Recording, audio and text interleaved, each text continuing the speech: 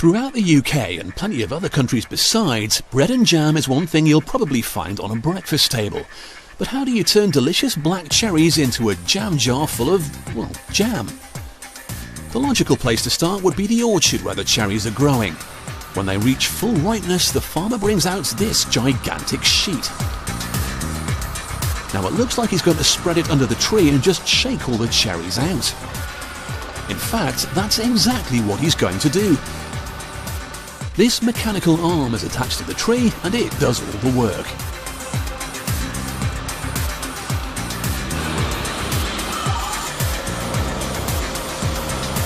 All the fruit that is ripe will fall into the waiting sheet below, where it can easily be collected up. All that's left behind are the empty stems.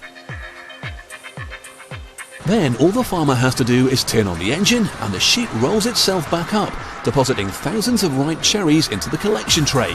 Simple. Farm workers collect box after box of fresh cherries ready to take them to the processing plant.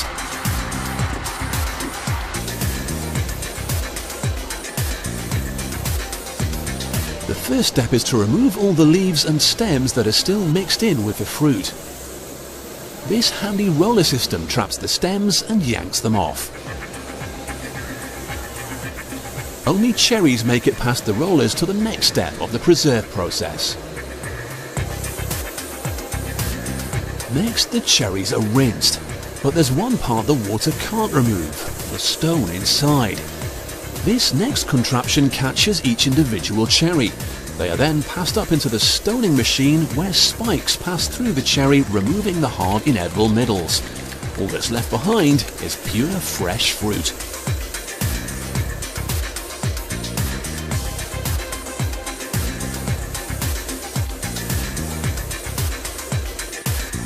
The cherries are finally ready to be turned into jam. Now, it won't come as a surprise to learn that jams contain sugar, but it may surprise you to learn just how much. To make this cherry jam, for instance, for every kilo of fruit you use, you need 1 kilogram of sugar too. The sugar is added in with the fruit, which is cooking away in these big copper bowls. The next ingredient is pectin. It will help thicken the liquid into a jelly-like substance, giving the mixture that familiar jam-like texture.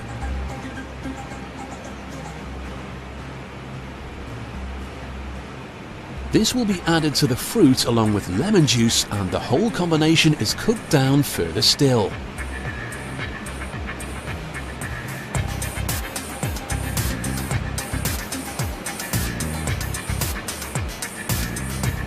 After 15 minutes, the chef will take a sample. The sample is checked for a specific sugar level and consistency before it's ready for bottling.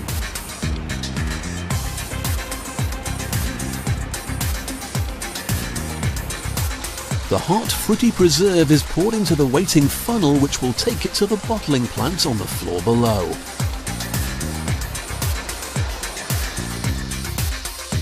In this part of the factory, freshly cleaned jars pass under the tap continually, and a measured quantity of the jam is released.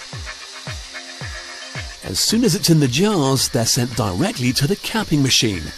Hot steam is included as the top is put on each jar, and there's a good reason for this. After they've been closed, the jars are sent straight to the refrigerator. As they cool quickly, a vacuum is created inside the jar, which seals it tight. If it's unopened, each jar of jam will stay fresh for up to 2 years.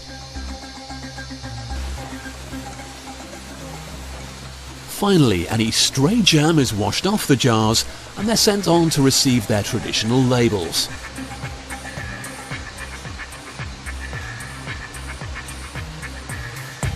So, from the tree to the factory to a slice of bread near you, preserving fruit in this way ensures that treats like cherry jam can be enjoyed long after the fruit has left the trees.